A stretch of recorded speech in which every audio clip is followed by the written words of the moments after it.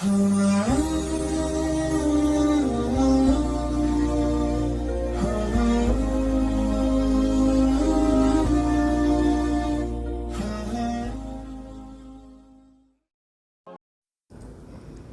kita lihat dari makna sedekah dalam Al-Quran itu,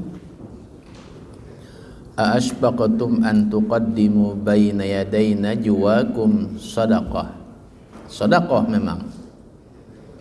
Kita lihat lagi dalam At-Taubah 60, innamas sadaqatu lil fuqara'i wal masakin. Tetapi makna sedekah itu dalam tafsirannya itu bermakna zakat. Nah, zakat itu tentu ada perhitungannya. Hitungannya bagaimana? Ada masa haulnya. Kalau zakat profesi 2,5%. Kalau zakat ternak, kambing 1 ekor nunggu 40 ekor, sapi 10 ekor, unta 5. Nah, dengan ketentuan-ketentuan itu tentu ada masanya, yaitu nisabnya itu per 1 tahun. Bolehkah kita akumulasikan? Boleh, memang itu yang harus dihitungnya itu. Diakumulasikan, ditotalkan per 1 tahun putarannya itu. Bolehkah kita cicil sebulan sekali? Boleh, justru itu meringankan. Jadi fatwa ulama Yusuf Al-Qaradawi itu boleh dicicil 1 bulan. Jadi ketentuan jumhur ulama, Majelis Ulama Indonesia menyepakati penghasilan kita 6 juta itu sudah wajib zakat, potong 2,5%. Terus bagaimana kalau kita misalnya ada hutang? Gaji kita misalnya 10 juta, potong angsuran motor 1 juta, angsuran rumah 3 juta, angsuran yang lain-lainnya, sisa lah 2 juta. Apakah ini kita masih wajib zakat? Wajib. Wajibnya berapa? Ya dari penghasilan kita 10 juta itu dipotong 2,5%. Jangan kita mengabaikan. Nah, ini justru jadi salahah nantinya. Melihara kambing, kata Nabi itu kalau sampai 40 potong seko zakatnya. Kerugian saya tidak mau sampai 40. Cukup 37 hektar, asal 37 hektar saya jualam. Nah, itu tidak boleh. Jadi kewajiban zakat itu sebelum kita ada. Jadi wajib dulu yang diselesaikan itu. Kalau penghasilan kita 8 juta, potong 2,5%.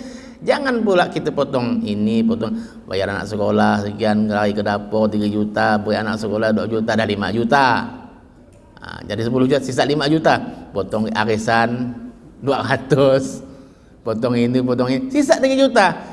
Yang dipotong bayar zakat itu bukan 2,5% dari 2 juta, dari 10 juta itu. Jadi kewajiban itu tidak akan gugur dengan pelaksanaan kita sehari-hari itu.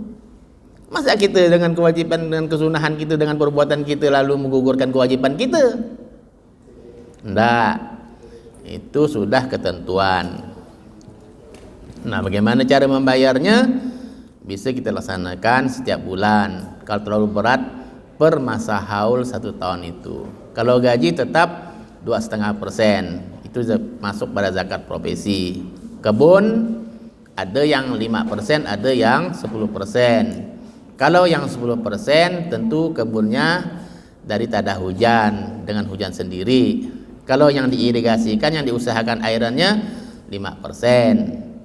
Nah, terus zakat tambang, yang bekerja di tambang, mengelola tambang, ar-rikaz, itu 20%. Semuanya mengandung zakat. Nah, perikanan, masuk ada zakat juga. Dari perikanan, profesi kita. Dagang, at-tijarah, perdagangan. Perdagangan apa dulu? Nanti kita lihat lagi. Perdagangan itu macam-macam. Nah, buah-buahan diperdagangkan, gandum diperdagangkan. Gandum yang diperdagangkan dengan yang dikebunkan lain. Kita buka toko jual beli misalnya gandum, itu masuk tijarah, bukan dalam bentuk usaha pertanian. Saya pikir itu. Yang lainnya masih ada pertanyaannya, Pak Burhan? Kalau pertanyaannya di manakah kita terbaik untuk menyalurkan zakat, infak dan sedekah kita sesuai dengan undang-undang yang diputuskan, ditetapkan oleh pemerintah, kepada Basnas. Karena Basnas itu sebuah lembaga resmi satu-satunya dibentuk oleh pemerintah. Gimana kalau kita menyalurkan ke tempat lain? Seperti langsung ke pesantren, langsung ke yayasan sosial misalnya kan. Yayasan sosial itu bukan yang dibentuk oleh pemerintah. Yayasan sosial itu dibentuk perorangan. Misalnya saya membuat yayasan, Bapak Ibu bisa bentuk yayasan.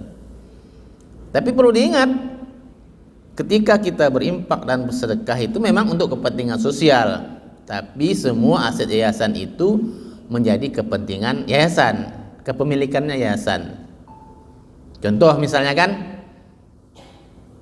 saya ingin bangun yayasan, Bapak menitipkan, mengimpakkan, mewakafkan misalnya rumah, tanah, itu saya kelola memang untuk kepentingan sosial, tapi kepemilikannya kepemilikan yayasan saya. Nah, sekarang itu ada yang lagi ngetren ya, impakkan tanah sekian, bahkan dia punya banyak mobil, ya mobilnya untuk yayasan. Ketika saya meninggal tuh anak saya lagi. Tetapi di Basnas tidak seperti itu. Basnas itu menjadi aset negara. Bapak bisa jalan ke kantor Basnas, ada misalnya ada mobil dinas, punya negara. Begitu saya sudah selesai, saya hanya diamanahkan 5 tahun, keluar dari Basnas, bukan milik saya.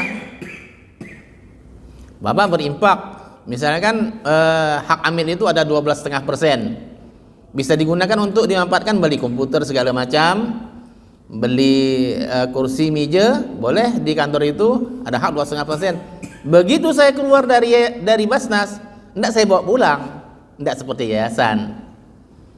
Nah, jadi hak amil itu berdasarkan perundang-undangan ada 12,5%. Jadi ketika Bapak Ibu membentuk UPZ di sini, Pak ini bagaimana ini untuk beli pulpen, untuk beli laptop di sini, boleh digunakan, ambillah dari 12,5%. Dari sekian terakumulasikan keseluruhan dari pengumpulan zakat itu, boleh dipotong 12,5% untuk aktivitas, untuk itu namanya untuk biaya operasional. Maka ketika ada yang bertanya kemana, apakah boleh orang yang miskin mengeluarkan zakat? Boleh mengeluarkan zakat. Orang yang kaya menerima zakat? Boleh. Seperti apa orang yang kaya menerima zakat? Amil itu. Karena tidak akan mungkin orang miskin itu ditunjuk sebagai amil zakat, karena dia tidak bunyi tunjuk baik tugas lagi, mau ke sana kemari aja uyo. Nah, seperti apa amil itu? Amil zakat itu menerima dari penghasilan pemungutan hak amil itu ada 12,5% untuk misalnya pemberian operasional itu sendiri. Saya pikir itu yang saya sampaikan. Yang lainnya barangkali masih ada undang-undang untuk zakat ini. Saya pikir yang terpenting adalah pembentukan UPZ di setiap tempat itu, di tiap unit.